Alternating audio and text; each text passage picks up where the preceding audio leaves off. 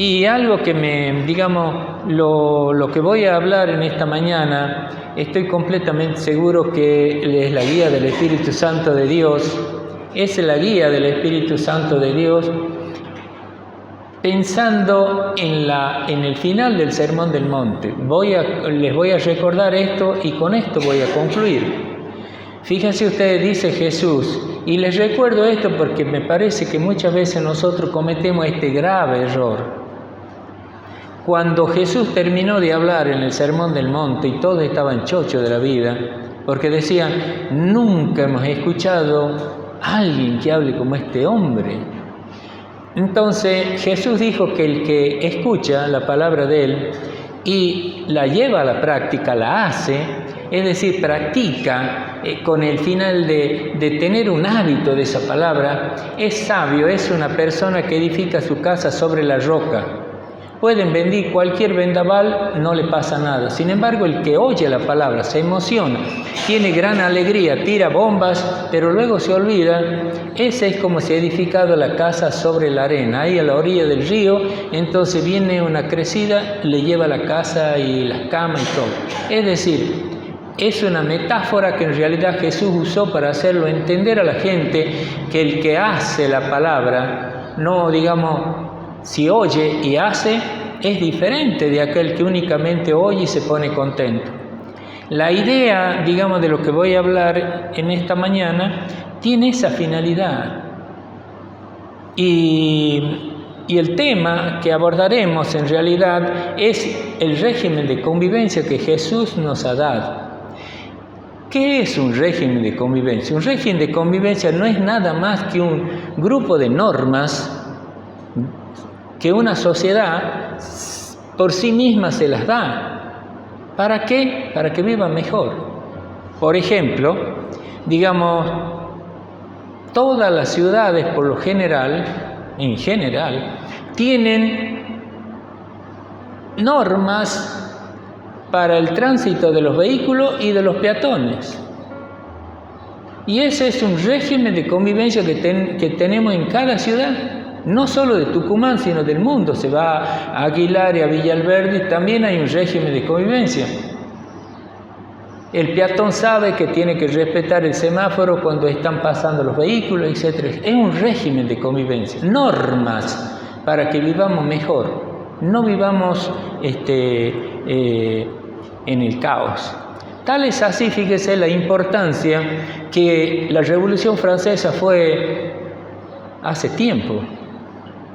Más o menos, digamos, el comienzo, digamos, allá de los años... ¿Quién se acuerda cuándo fue la Revolución Francesa?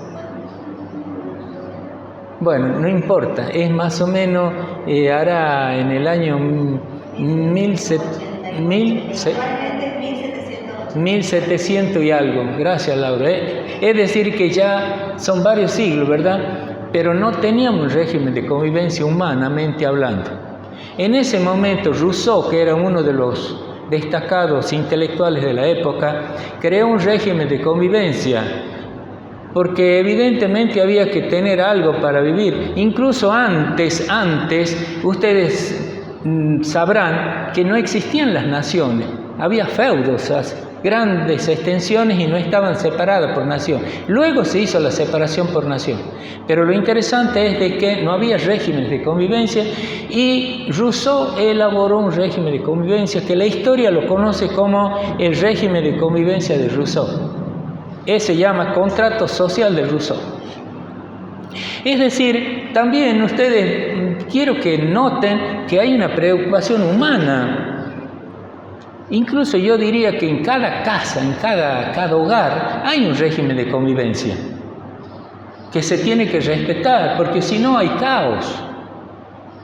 Y fíjense ustedes, yo podría señalar la nación, nuestra nación y todas las naciones del mundo. Incluso tenemos algo que nos diferencia, que nos distingue, que emociona a nosotros. Es como cuando hablamos de la Constitución Nacional, es una ley fundamental que los argentinos nos hemos puesto de acuerdo para vivir conforme a esa ley. Nadie puede violar esa ley. tampoco nadie lo puede culpar a alguien que ha cometido una falta si no se ajusta a esa ley. Muy bien. Es decir, que la ley es importante, esta norma social, este régimen de convivencia. Jesús también nos ha dado a nosotros, los hijos de Él, un régimen de convivencia. Y yo normalmente, digamos en este momento, mientras yo trataba de hacer estas cosas que en esta mañana voy a compartir con ustedes, yo me preguntaba, digamos, ¿cuál sería el objetivo de Jesús para hacer este régimen de convivencia? Y digamos, la luz del Espíritu Santo me hizo ver, por lo menos eso es lo que tengo hasta el momento, es que Jesús cuando ascendió, vieron en el último momento, dio algunas recomendaciones a sus discípulos y dijo: id y predicad a todo el mundo este evangelio. Id y predicad. Es decir, que la predicación del evangelio es un mandato divino para todos nosotros. Entonces, me ha parecido importante la hojita que les he dado porque tiene que ver con la Gran Comisión. Cómo nosotros, la Biblia, nos ha ayudado, este Señor Jesucristo nos ha ayudado para que cumplamos la Gran Comisión. Y acá me gustaría, digamos que, Laura, vos podrías venir o no tener los anteojos. Benjamín, vení, léelo al artículo. No te di a vos porque le he dado a la Alejandra, todos les he repartido. Entonces vamos a leerlo, porque quiero que lean y ustedes se den cuenta cómo el Nuevo Testamento está, diría, lleno de ejemplos, de consejos, cómo debemos ser nosotros. Porque no olviden ustedes que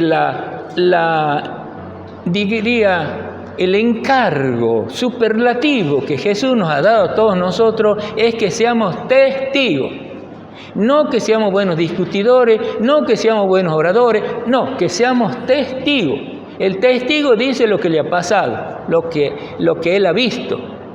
Ustedes me van a ser testigos. Y ese testimonio, cuando nosotros también decimos, incluso los pentecostales son más frecuentes en decir, tenemos un testimonio. Cuando se refieren que tienen un anexo, así, es nuestro testimonio. La iglesia debe ser un testimonio. Y esa razón de fondo es que tiene este artículo que yo ahora quería que lo leamos antes de que explicitemos lo que voy a decir, que vamos a ver 3 elementos que hacen al régimen de convivencia de Jesús. Léelo, Benjamín. La importancia de la vida de iglesia para la evangelización. Hay muchas formas de evangelizar, pero una de las más efectivas es por medio de una vida interior de iglesia genuina y rica. Se puede apreciar esta importancia por el énfasis tan grande que pone el Nuevo Testamento expresado en un sinfín de formas. El Nuevo Testamento enseña: 1. Amarse unos a otros. Juan 13, 34 al 35. Edificarse unos a otros. Romanos 14, 19. Recibir bien el uno al otro. Romanos 15, 7. Llevar los unos las cargas de los otros. Gálatas 6, 2. Sobrellevarse los unos a los otros. Efesios 4:2. Ser bondadosos los unos con los otros. Efesios 4:32. Perdonarse los unos a los otros. Efesios 4:32. 8. Hablar el uno con el otro. Efesios 5:19. 9. Estar sujetos el uno al otro, Efesios 5:21. 10. Enseñar el uno al otro, Colosenses 3:16. 11. Amonestarse los unos a los otros, Colosenses 3:16. 12. Confortarse los unos a los otros, Primera de Tesalonicenses 14:18. 13. Exhortarse los unos a los otros, Hebreos 3:13. Estimularse el uno al otro al amor y a las buenas obras, Hebreos 10:24. Confesarse los pecados los unos a los otros, Santiago 5:16. orar los unos por los otros, Santiago 5:16. La práctica de estos deberes cristianos mutuos representa un ferviente testimonio al mundo que es irresistible, así como sucedía en buena medida la evangelización en el mundo del primer siglo. Hechos 1:8 dice: me seréis testigos. Muchas gracias, Benjamín. Yo quería que compartamos este texto, este artículo, porque es interesante como podríamos nosotros encontrar en él el objetivo de Jesús, el objetivo espiritual para todos nosotros. A veces, vuelvo a repetir, decimos, vamos a ir a nuestro testimonio, tenemos un testimonio. No pensamos en la importancia que tiene esa palabra. Y efectivamente, si nosotros hiciéramos lo que la Biblia enseña, seríamos un testimonio viviente. Estaríamos predicando permanentemente. Es lo que han hecho los hermanos en el primer siglo. Y la Biblia dice que cada día se agregaban nuevos hermanos. Se agregaban. Nunca aparece en la Biblia que se achicó la iglesia. Siempre fue en progreso. Así que después de esta introducción que me parece importante, con un sentido motivador, para que veamos que tiene importancia esto de hablar que Jesús nos dio un régimen de convivencia. No voy a hablar sobre todos, ustedes vieron la lista, son como 16 que leyó acá Benjamín, cosas que la Biblia dice, pero yo voy a tocar 3 nada más, porque Jesús es genial. Es Dios, pero digamos, es algo que escapa, digamos, a la mente común. Vuelvo a repetir, pues Dios, es el Hijo de Dios. Y una de esas, digamos, la primera cosa que quiero mostrar es lo siguiente. Quizás voy a tomar la parábola del Hijo Pródigo. Jesús la contó como consecuencia de que los judíos, los escribas y fariseos lo criticaban. Están en el mismo capítulo 15, pero desde el 1. Ahí lo criticaban a Jesús porque él se juntaba con los pecadores y publicanos. Y narra 3 parábolas Jesús en ese momento. La parábola de la oveja perdida, la parábola de la moneda perdida y la parábola del hijo perdido, que es del hijo pródigo. Para que entiendan los judíos que en realidad hay gozo en los cielos cuando un pecador se arrepiente. Incluso dice, hay gozo en los cielos porque la parábola de la oveja perdida la cuenta Jesús en síntesis, dice, si un pastor tiene 99, 100 ovejas, una se le pierde, deja las 99 y se va a buscarla a la otra. Y los llama a los amigos y le dice, gócense, la he encontrado. Dice, así hay más gozo en los cielos, que por las 99 que no necesitan perdón, que no necesitan el perdón de Dios. Pero esta que se ha perdido sí necesitaba lo mismo. Entonces yo la traigo a la parábola del hijo pródigo porque en ese sentido la cuenta. Y tomo un ejemplo de un hogar, de una familia, para hacerlo parecer entender este problema. Y es así como dice que vamos a leerla, la parábola del hijo pródigo. La mayoría casi la saben de memoria, pero yo, por gracia y por respeto a Lucas, la vamos a leer. Él en algún momento la va a saber de memoria. La parábola dice así: también dijo, un hombre tenía 2 hijos. Dice Jesús, y el menor de ellos dijo a su padre, Padre, dame la parte de los bienes que me corresponde, y le repartió los bienes. Noten que el hijo menor pidió la herencia y el padre les dio a los 2. No mucho tiempo después, juntándolo todo, el hijo menor se fue lejos a una provincia apartada y allí desperdició sus bienes viviendo perdidamente. Y cuando todo lo hubo malgastado, vino una gran hambre en aquella provincia y comenzó a faltarle. Y fue y se arrimó a uno de los ciudadanos de aquella tierra, el cual le envió a su hacienda para que apacentara cerdos, y deseaba llenar su vientre de las algarrobas, digamos que comían los cerdos, pero nadie le daba. Y volviendo en sí dijo, ¿cuántos jornaleros en la casa de mi padre tienen abundancia de pan y yo aquí padezco de hambre. Me levantaré, iré a mi padre y le diré: Padre, he pecado contra el cielo y contra ti. Ya no soy digno de que me llame de ser tu hijo. Hazme como uno de tus jornaleros. Y levantándose vino a su padre. Y noten aquí este verso a continuación: y cuando aún estaba lejos, le vio su padre y fue movido a misericordia. ¿Y qué más dice? Y corrió y se echó sobre su cuello y le besó. Y el hijo le dijo: Padre, he pecado contra el cielo y contra ti. Ya no soy digno de que me llames tu hijo. Pero el padre dijo: dijo a su siervo: sacad el mejor vestido, vestidle. Me gustaría, Benjamín, que me lo leas, por favor. Entonces dijo: sacad el mejor vestido y vestidle, y poned el anillo en su mano y calzado en sus pies, y traed el becerro gordo y matadlo, y comamos y hagamos fiesta, porque tu hijo muerto era. Bueno, muy bien. Hermano, qué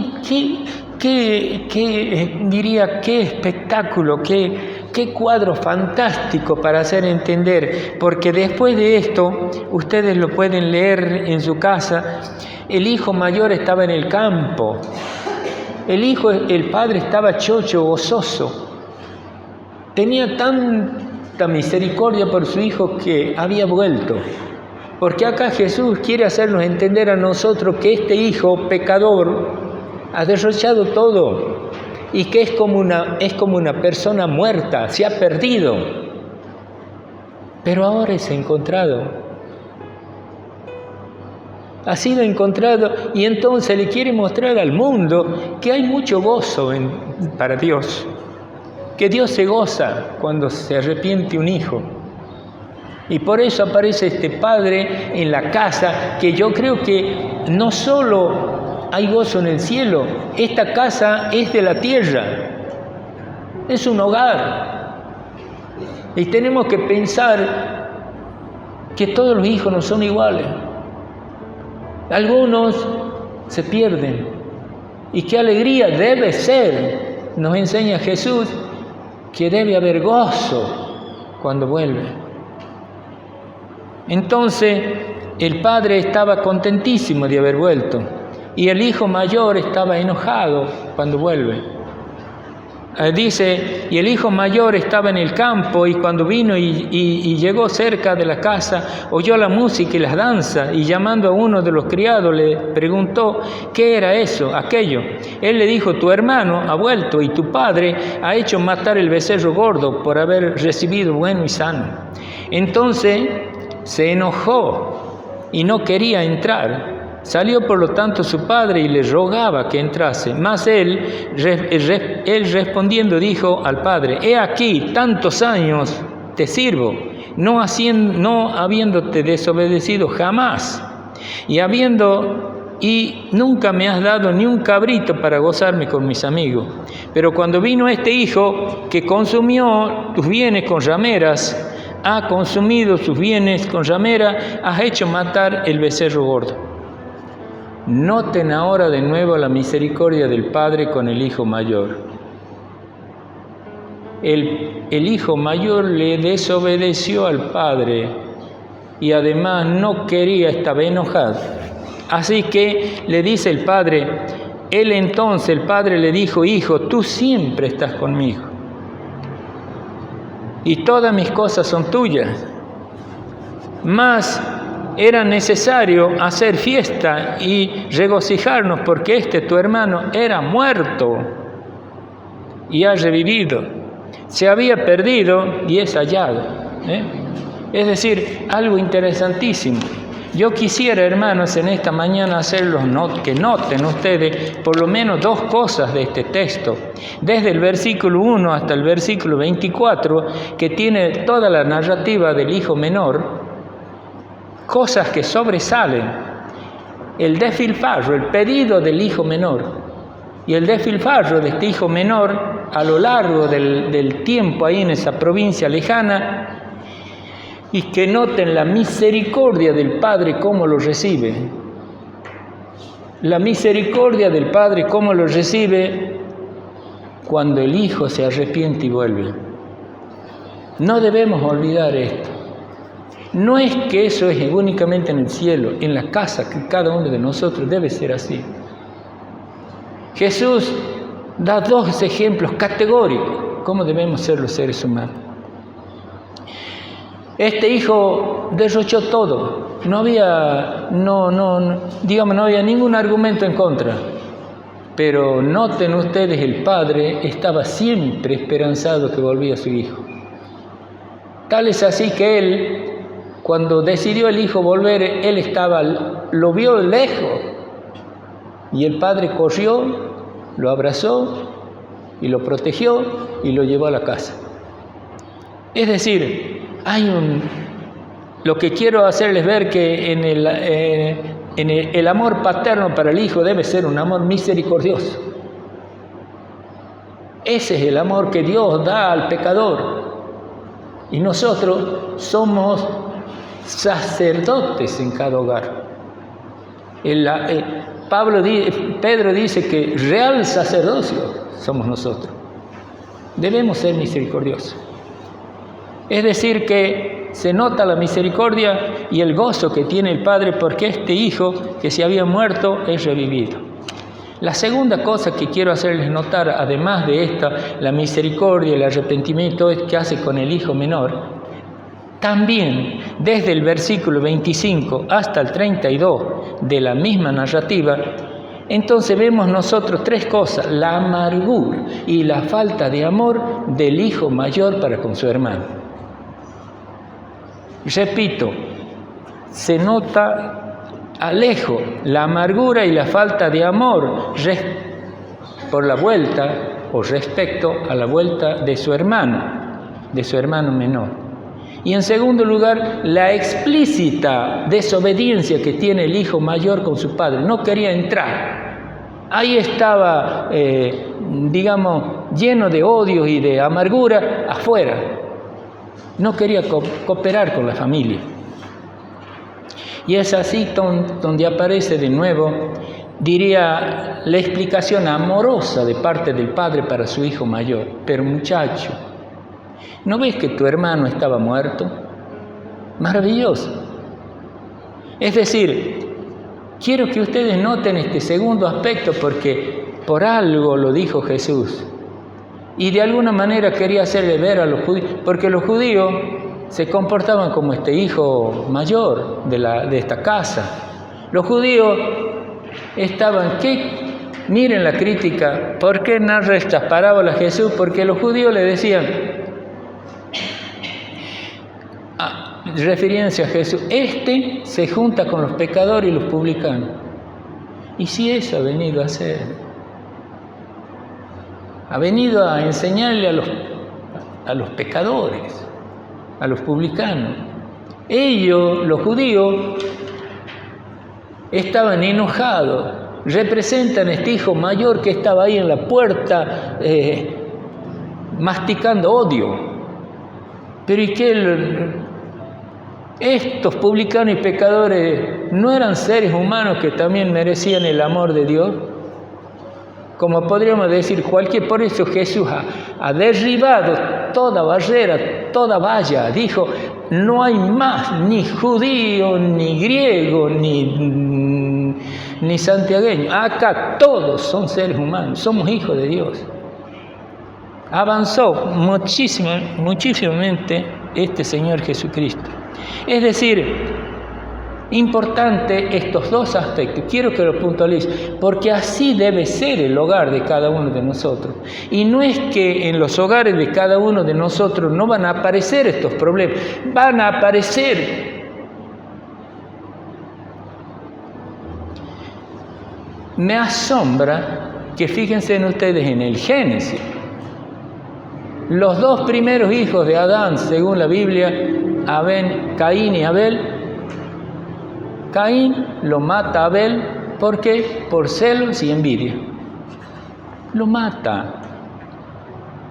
No es extraño que los hermanos se odien. Es muy importante la habilidad, la inteligencia y la sabiduría del Padre para manejar situaciones. Tenemos que tener sabiduría de Dios. Y también debemos saber de que el Padre muchas veces se convierte a lo largo de su vida en un eterno dador, porque todo le demanda. Y eso del Génesis, muy importante. Fíjense en ustedes también.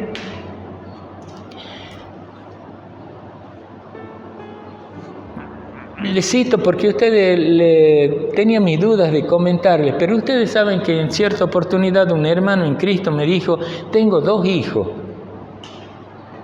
Uno ha llegado a ser profesional, gana bien y se ha casado con una chica que gana bien también. Es decir, tiene un buen respaldo económico. Y tengo otro hijo que en realidad es obrero. No ha tenido la capacidad, es como que Dios no le había dotado de inteligencia, y él se ha casado y gana como obrero, es decir, mucho menos que el otro. Y se ha casado con una chica que también trabaja, pero no gana lo mismo. Entonces yo, me decía este hermano, lo ayudo a este que veo que necesita.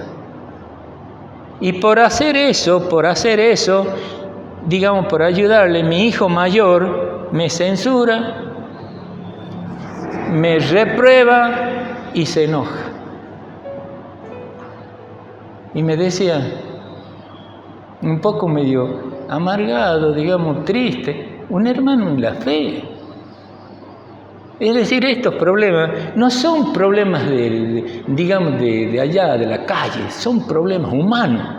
Están metidos dentro de cada uno de nosotros. Y por eso me parece importante el ejemplo que Jesús ha dado como régimen de convivencia, porque la convivencia, a veces hay que tragarse algunos sapos, de tener la habilidad para hablar, para conversar, para hacerlos entender.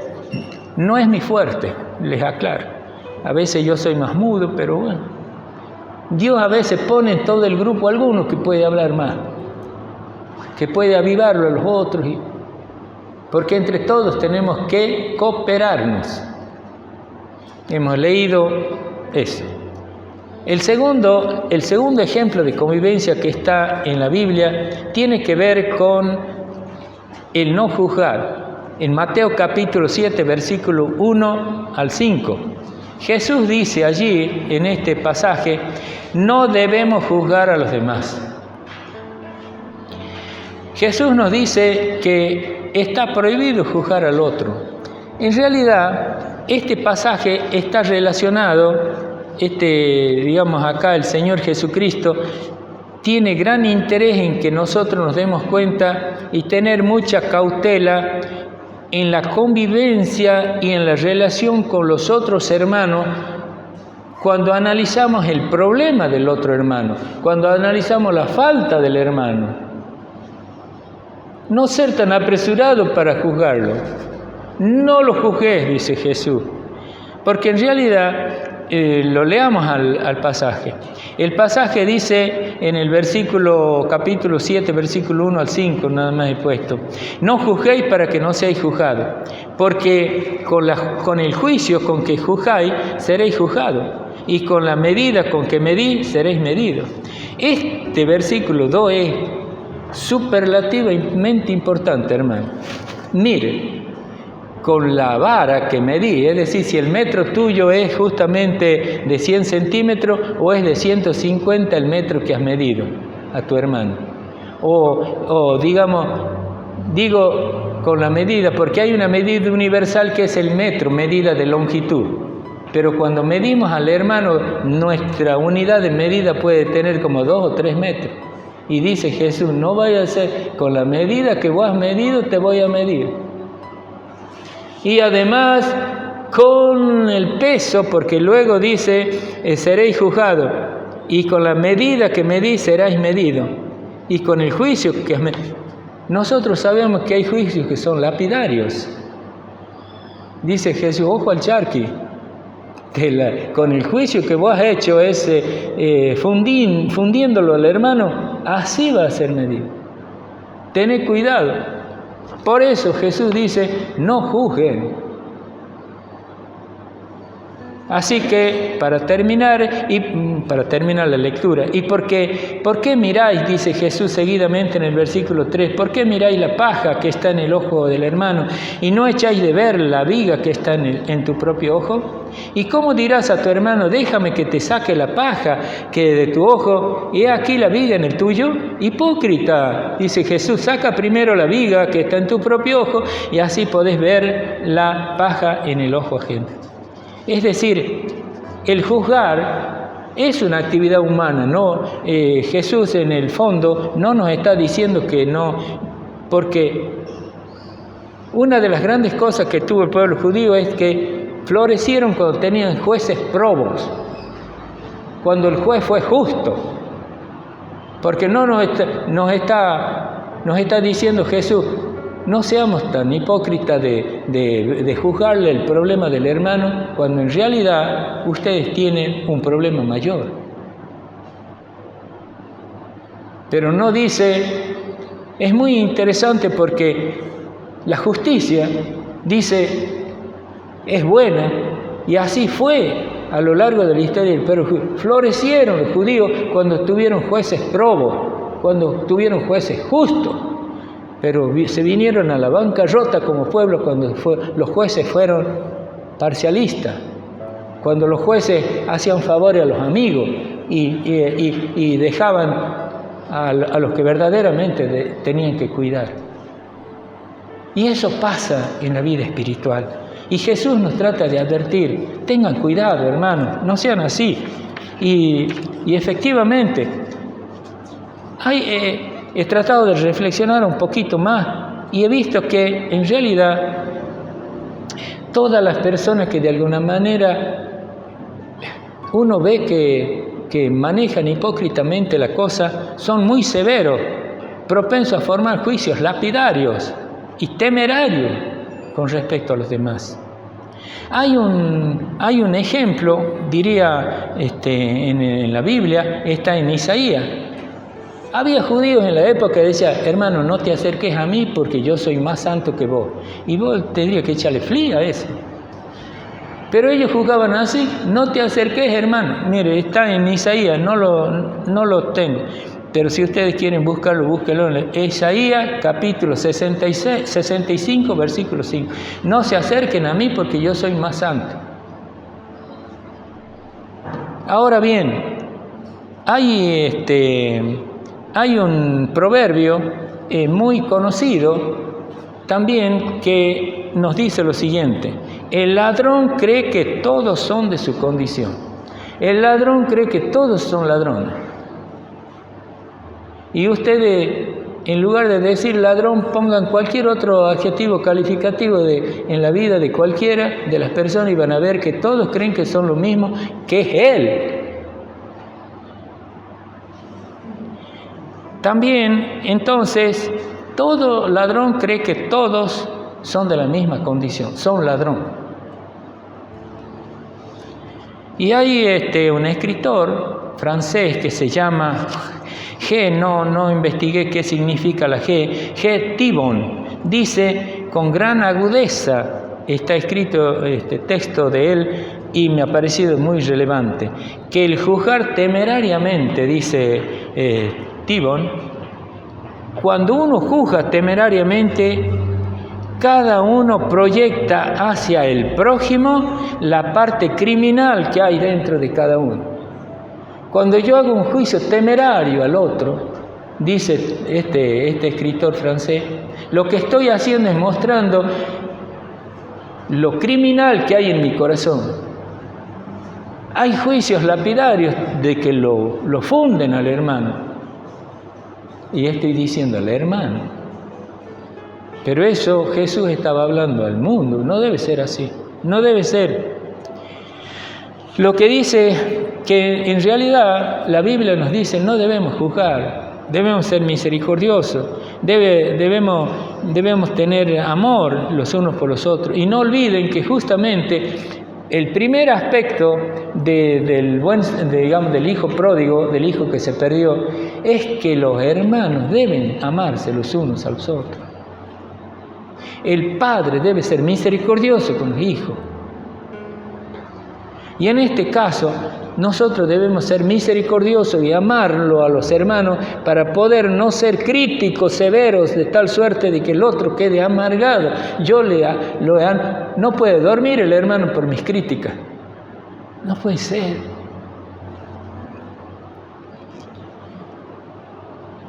Diría que, y con toda razón, a donde ustedes vean algún cartel en el mundo, la imagen que sobresale del discurso de Jesús es el amor por el otro. El amor por el otro y por el grupo. Es como que reafirma el gran mandamiento divino: amar a Dios, amar al prójimo como a uno mismo. Debemos amarnos. Es decir, como conclusión de esta reflexión, es de que, porque yo me he preguntado, ¿quién soy yo para juzgarlo al otro? Porque yo no soy Dios. Yo cuando estaba pensando esto me acuerdo que en la Biblia había un pasaje, había una historia que decía lo siguiente: no importa, hermano, no importa. Debe ser el teléfono de la hermana Hilda, no importa. Ay, se ha callado ya. Tengamos paciencia, hermano. Mire, si no hubiera hecho este sermón ya me hubiera alterado. No, tenemos que amarnos. Bueno, tenemos que amarnos. Sí tengo pañuelo allá, nada más que en lugar de tenerlo acá en el bolsillo, lo tengo allá en la bolsa. El hecho es que, fíjense ustedes, lo interesante es que en lugar de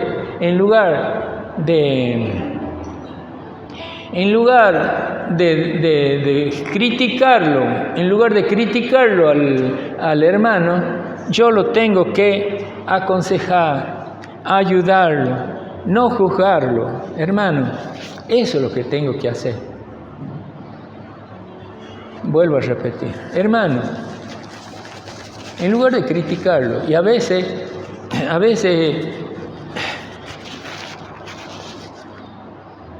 yo soy tan humano como ustedes, tan lleno de problemas y dificultades como ustedes, y hay veces, y ustedes van a ver tanto esfuerzo para hacer un sermón, y la verdad que está aburrido, no hemos entendido nada, y no se dan cuenta la bolsa y porla que le han tirado. Porque no era la intención de que no salga el bendecido.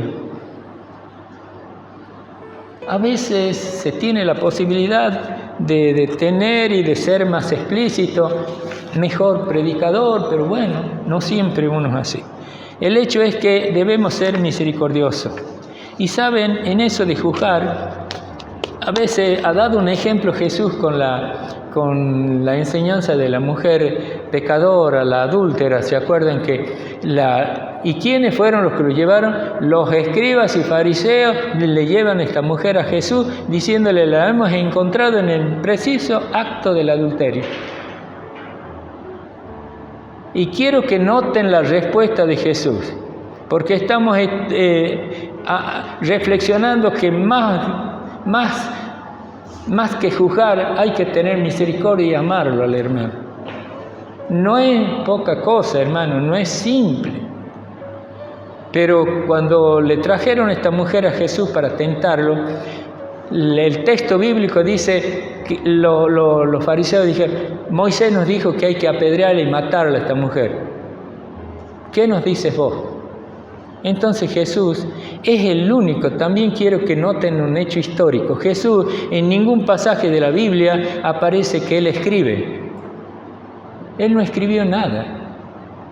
Pero acá dice que Jesús escribía en el suelo, en la tierra, escribía.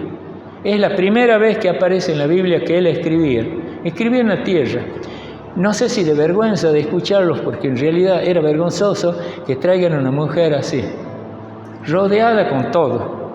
Y entonces dijo: bueno, Jesús, el que no tenga pecado, que sea el primero que tire la pedrada. Y se volvió otra vez a inclinar y siguió escribiendo en el suelo. Y luego Levantó la cabeza de nuevo y dice, entonces se enderezó Jesús y no viendo a nadie, sino a la mujer, le dijo, mujer, ¿dónde están los que te acusaban? ¿Ninguno te condenó? Dice la mujer, ninguna, Señor. Entonces Jesús le dijo, ni yo te condeno. Siendo Jesús el Hijo de Dios.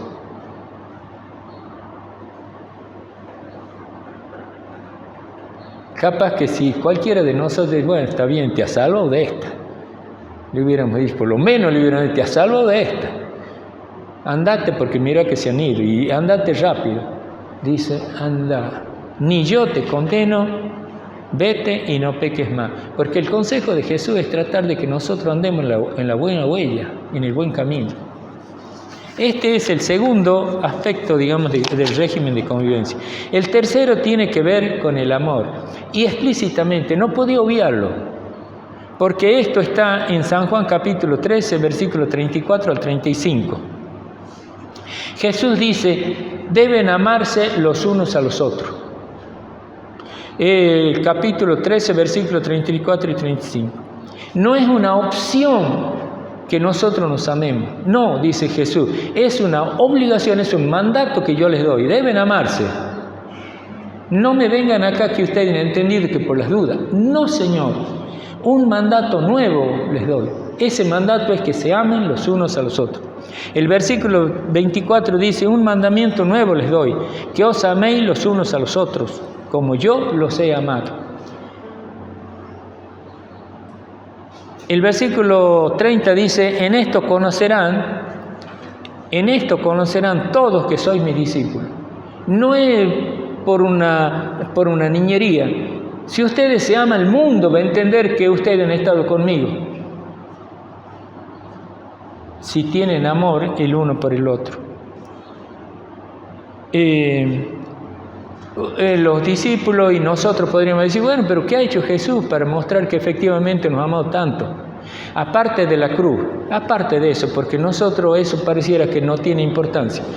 Pero resulta que Jesús en la última cena, Él les ha lavado los pies a todos los discípulos. Él les ha lavado los pies. Cuando se han reunido para tomar y comer la última cena, que era Pascua, Él se ha levantado, dice la Biblia que se sacó la capa, porque como maestro tenía una capa que lo distinguía, se sacó la capa y se ciñó una toalla y empezó a lavar los pies. En realidad es curioso y yo les quiero hacer notar, nosotros, si tenemos algo de orgulloso, somos recontra orgullosos. Ninguno de los discípulos, que ya estaba ya estaba al final del proceso, casi 3 años había estado enseñándoles que se amen los unos a los otros. Y entonces, ¿quién era el que lavaba los pies cuando entraba en una casa de un invitado? Era el sirviente, era el esclavo del dueño de casa, era el siervo. Entonces Jesús dice, señores, y quiero que leamos, ahora que ustedes entienden, Jesús, ninguno se ha levantado a decir, bueno, yo les voy a lavar los pies, ninguno. Jesús, después que han comido, en el versículo 12 de capítulo 13 dice, así que después que hubo lavado los pies, tomó su manto, volvió a la mesa y les dijo, ¿sabéis lo que es hecho? Vosotros me llamáis maestro y señor y decís bien porque lo soy. Pero si yo, el Señor y Maestro, he lavado vuestros pies, vosotros también debéis lavaros los pies los unos a los otros. Porque ejemplo os he dado para que como yo os he hecho, vosotros también lo hagáis. De cierto os digo que el siervo no es mayor que el Señor, ni el enviado es mayor que el enviado. Si hacéis estas cosas, bienaventurados seréis si le hiciereis. Todo esto, dice Jesús, ustedes se tienen que amar los unos a los otros. Y yo les he dado ejemplo, porque ustedes, muy distraídamente acá, ninguno ha sido capaz de levantarse y decir, bueno, yo les voy a lavar los pies. Que yo le voy a lavar a pie a Pedro, que es un despatarrado lleno de tierra, que a Judas, que... No, dice Jesús, ninguno se ha levantado. Yo me he levantado, le he lavado todo. De la misma manera, ustedes se tienen que lavar, porque lavarse los pies significa que yo me convierto en el sirviente de mi hermano, en el siervo de mi hermano. Porque esa era la tarea del siervo, del sirviente, del esclavo de la casa. Y amar al otro es hasta esa dimensión. Debe haber un amor genuino, no un amor fingido. Es así como Jesús, esta es uno de los diría,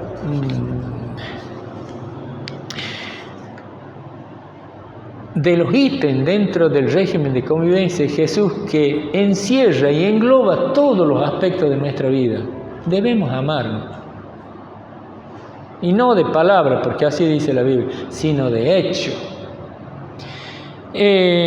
Ustedes sabrán, yo voy a tratar de, dar un ejemplo, pero que no pertenece al mundo de los evangelios.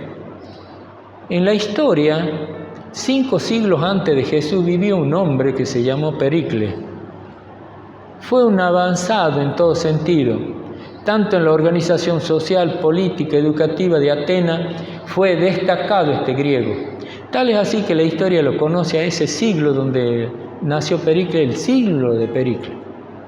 Y Pericles fue alguien que me parece interesante decirles, porque nos avergüenza a veces el ejemplo de gente que no son cristianos. Porque vivió 5 siglos antes de Jesús. Pero era un hombre que amaba a sus enemigos, que respetaba a su gente, era un hombre de poder. Sin embargo, quiero que ustedes noten, Pericles era un legislador, era alguien que manejaba Atenas. Se lo puede discutir desde muchísimos ángulos. Pero él cuenta la historia, y les voy a leer para no equivocarme. Cuenta la historia de que Pericles trató a un político contrario suyo y muy crítico de su actuación. Pericles caminaba en cierta oportunidad del Senado, caminaba de su casa hasta el Senado, y había un enemigo de él que lo esperó en la puerta de la casa y lo empezó a insultar y decirle todas las cosas malas y tratar de amenazarlo que lo iba a matar, etcétera, etcétera, hasta que llegó Pericles al Senado y entró.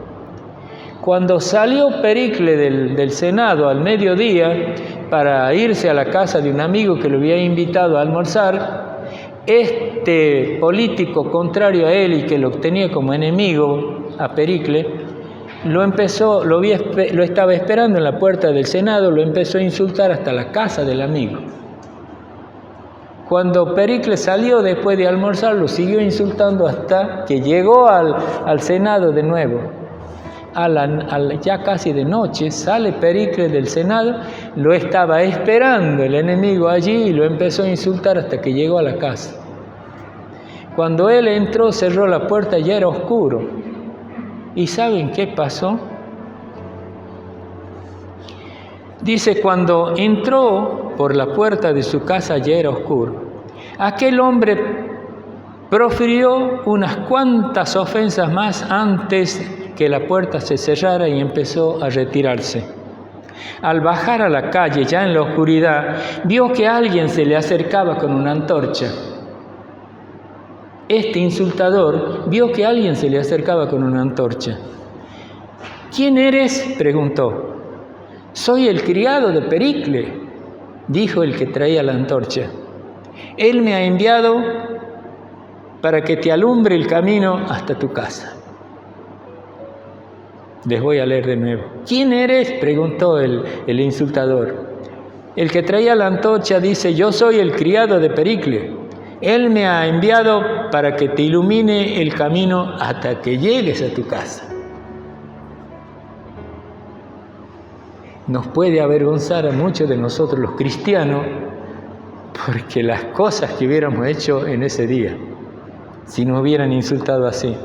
Si los hombres, dice la reflexión histórica acá de este texto, es de que si los hombres, motivados y iluminados únicamente por la misericordia de Dios, en su estructura general, porque Pericles no sabía qué era el cristianismo, Cristo nace 5 siglos después, pudo hacer esto. Entonces dice, si los hombres pueden encontrar dentro de sí mismos el espíritu de amor y perdón para el otro, debería ser cosa corriente en los cristianos. Dice acá,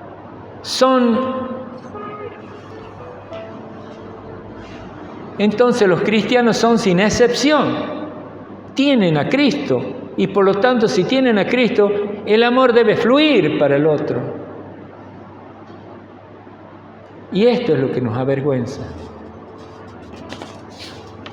Cuando comencé, yo les decía, hermano, ahora tendría que decir, bueno, el discurso o el sermón va a tener, le voy a hacer la conclusión, todo es repetir los puntos. ¿Saben qué?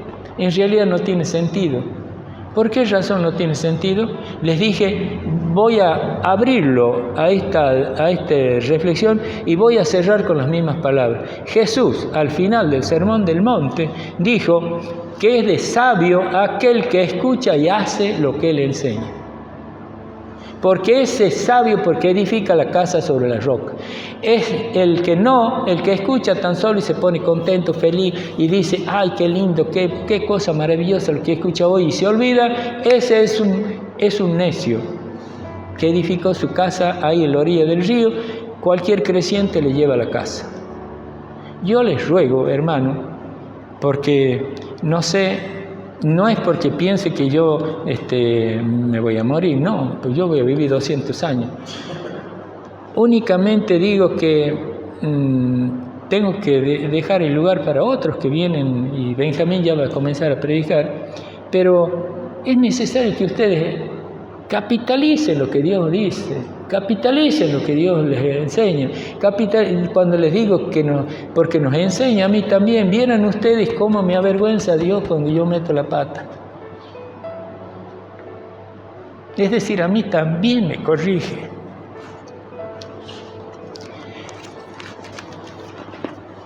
Que Dios los bendiga, hermano.